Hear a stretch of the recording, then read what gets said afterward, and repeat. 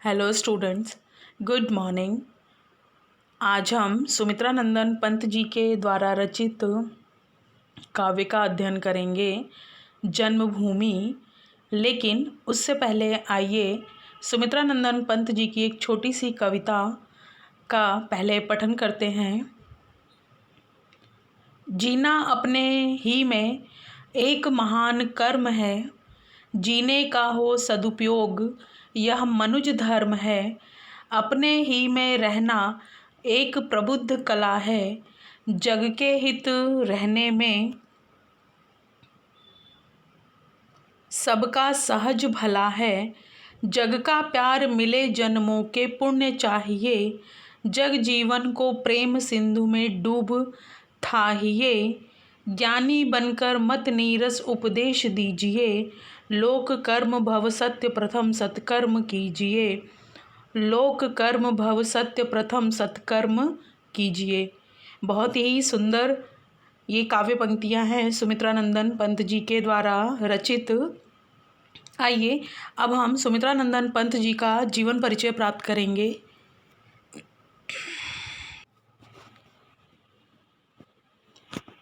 सुमित्रा नंदन पंत का जन्म सन 1900 ईस्वी को उत्तराखंड के अल्मोड़ा जिले के कौसानी नामक गांव में हुआ था। इनकी प्रारंभिक शिक्षा कौसानी और अल्मोड़ा में हुई। मैट्रिक उत्तीर्ण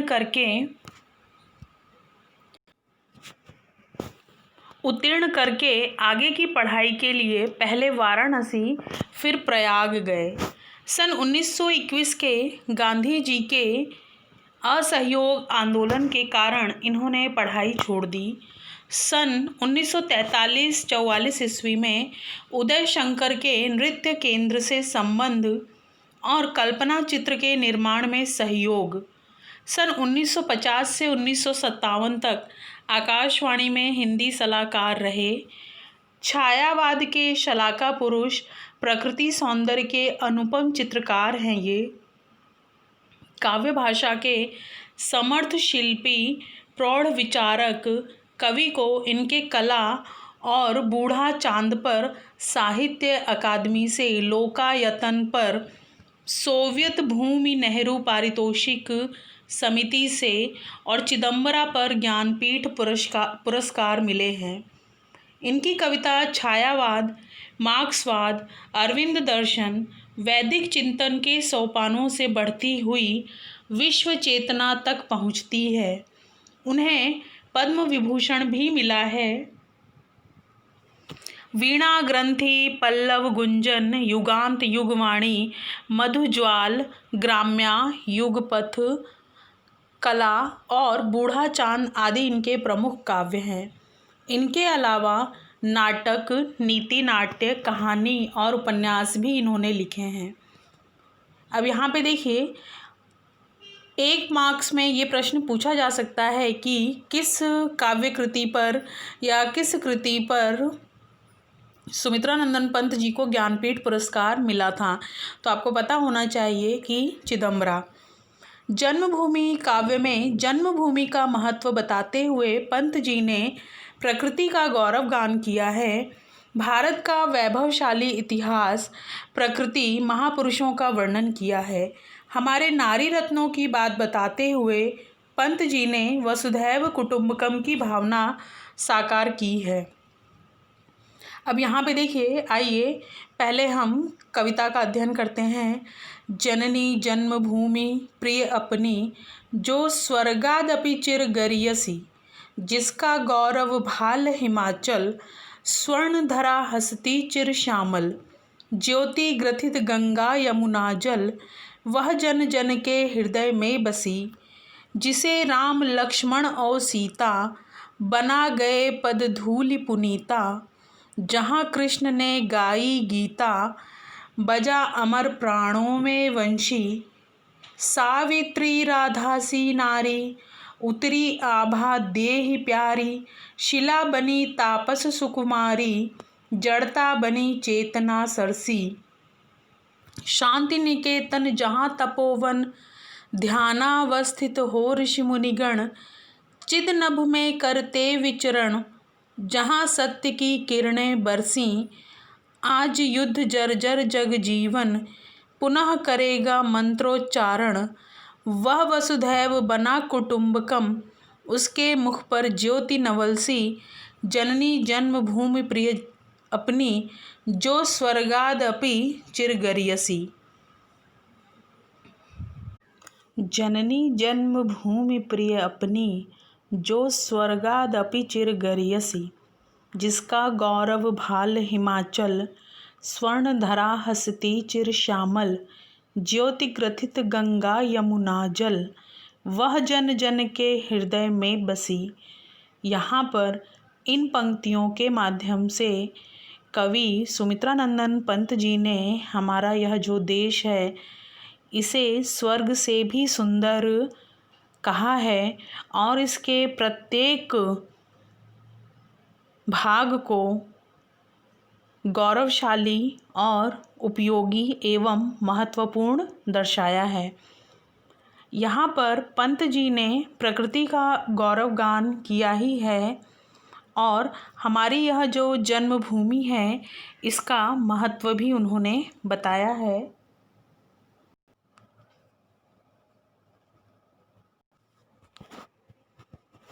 हमारी इस जन्मभूमि जो हमारा यह देश है यह स्वर्ग से भी सुंदर है, जिसका गौरव भाल हिमाचल। अब यहाँ पे देखिए यह जो हमारा भारत देश है इसका भाल, इसका मस्तक, भाल अर्थात मस्तक, इसका भाल क्या है? वह हिमाचल है। तो हिमाचल हमारे देश का सिर मुकुट है और हमारे देश की रक्षा करता है, जो अन्य देशों से उनके आक्रमण से हमारे देश को बचाता है। और हिमालय जो है वह साइबेरिया से जो सर्द हवाएं चलती हैं सर्दियों के मौसम में, उससे भी हमारे देश की रक्षा करता है। हिमालय पर्वत से ही गंगा जैसी पवित्र नदी निकली है, जो हमारे देश को गंगा जैसी पवित्र नदी जो है उसका उद्गम स्थल वही हिमालय है, जो हमारे देश की धरती को सुखी एवं संपन्नमय बनाती है।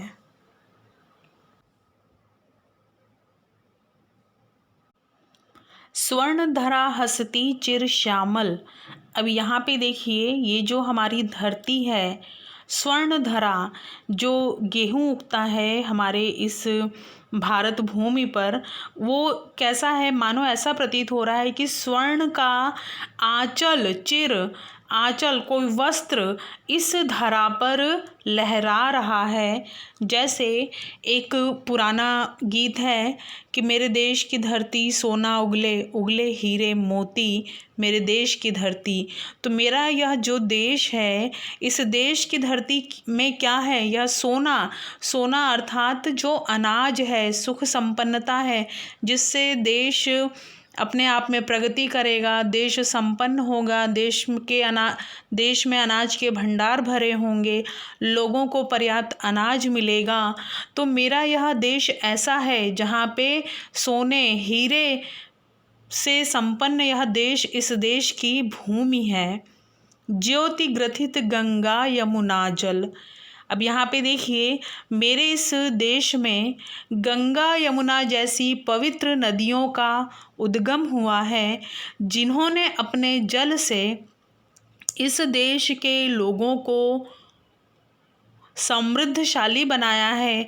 इन नदियों के तट पर न जाने कितने शहर बसे हुए हैं, कितने उद्योगों और व्यापार का विकास हुआ है, और इन नदियों का पानी लोग अपने पीने के लिए उपयोग में ले रहे हैं। तो ऐसे ही हमारी यह जो मातृभूमि है यह गंगा यमुना जैसी पवित्र नदियों के निर्मल जल से गुथी हुई है। ये नदियाँ हमारे देश के वह जन जन के हृदय में बसी। ये जो नदियाँ हैं वह हमारे देश के जन जन अर्थात प्रत्येक व्यक्ति के हृदय में बसी हुई है। आइए आगे बढ़ते हैं। जिसे राम लक्ष्मण ओ सीता, बना गए पद धूलि पुनीता। जहाँ कृष्ण ने गाई गीता, बजा अमर प्राणों में वंशी। अब यहाँ पे देखिए, हमारी ये जो मातृभूमि है, हमारा यह जो देश है, वह कैसा है, जहाँ पर राम लक्ष्मण और सीता का अवतार हुआ, उनका अवतरण हुआ, जिनके दिखाए गए आदर्शों पे हम सभी चलते हैं।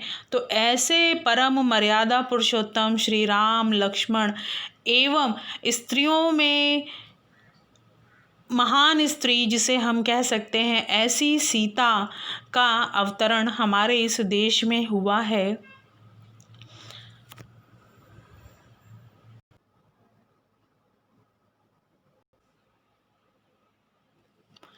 रामायण जो कि राम लक्ष्मण और सीता के चरित्र पर और उनके दिखाए गए आदर्शों पर ही अंकित महाकाव्य है और हम सभी का एक महान धार्मिक ग्रंथ भी है।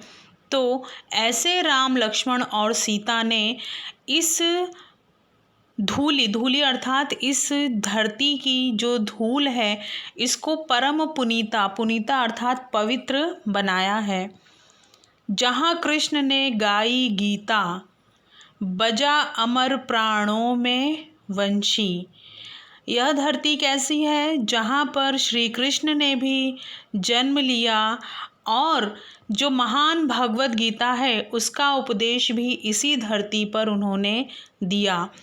तो कृष्ण के द्वारा जो भगवत गीता का उपदेश दिया गया था, उसमें यही था कि उन्होंने अर्जुन को बताया था कि अधर्म के खिलाफ तुम्हें युद्ध करना है, धर्म एवं सत्य के साथ तुम्हारा आचरण तुम्हें ठीक रखना होगा और अधर्म के खिलाफ लड़ने के लिए तुम्हें, भले ही वह युद्ध में तुम्हारे स्वजन ही क्यों ना हो तुम्हारे सामने, लेकिन फिर भी तुम्हें अधर्म के विनाश के लिए युद्ध का सामना करना होगा। तो यही उपदेशात्मक बातें भागवत गीता में हैं और भागवत गीता एक बहुत ही हम सभी भारतीयों का पवित्र ग्रंथ है, जिसका सभी लोग अध्ययन करते हैं। भागवत गीता का एक प्रसिद्ध श्लोक है, यदा यदा ही धर्मस्य। ये बहुत ही प्रसिद्ध श्लोक है, इसका वर्णन भागवत गीता में किया गया है। तो बजा अमर प्राणों में वंशी। अब यहाँ पे देखिए कि ये वही धरती है जहाँ पर श्री कृष्ण ने अपनी बंसी की धुन बजाकर जन जन के हृदय, अमर प्राण जन जन के हृदय में अमिट छाप छोड़ी है और भगवत गीता जैसे अमर काव्य की रचना कर लोगों को ज्ञान का उपदेश दिया है। तो ये वही धरती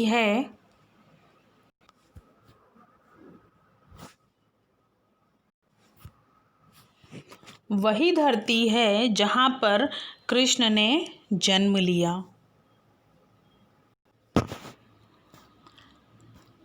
जन्मभूमि में देखिए, यह तत्पुरुष समास है हमारा। और फिर गंगा यमुना हमारा द्वंद्व समास है। गंगा यमुना द्वंद्व समास है। उसके बाद राम लक्ष्मण, यह भी द्वंद्व समास है।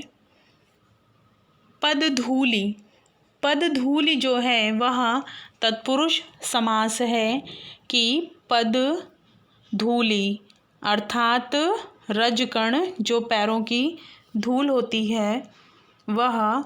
इसके बाद पुनीता का पर्यायवाची हुआ पवित्र। गीता एक धार्मिक ग्रंथ है। कृष्ण जिन्होंने भारत देश में अवतार लिया, प्राण, जान, जीव, वंशी का पर्यायवाची है बांसुरी। तो आप इन सभी को भी ध्यान में रखते जाइएगा।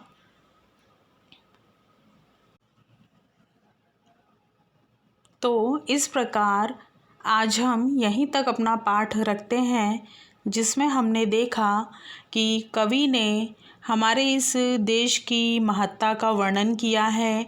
हमारी यह जो जन्मभूमि भारत है वह स्वर्ग से भी सुंदर है। कवि ने देश का जो गौरव है पर्वतराज हिमालय, उसका महिमा मंडन किया है। गंगा यमुना जैसी पवित्र नदियों के विषय में कहा है। और हमारे इस देश में राम, लक्ष्मण, सीता और कृष्ण जैसे महान लोगों का जन्म हुआ, जिन्होंने अपने पदधूलि से इस धरती को परम पुनीता बनाई है। विश्व का प्रसिद्ध ज्ञानोपदेशक ग्रंथ भगवद गीता का उपदेश भी कृष्ण ने इसी धरती पर दिया था। मैं आशा करती हूँ कि आप सभी को काव्य का अध्ययन करने में एवं पठन करने में आनंद आया होगा और आप सभी को बहुत ही अच्छे से काव्य की प्रस्तुति समझ में आई होगी। धन्यवाद।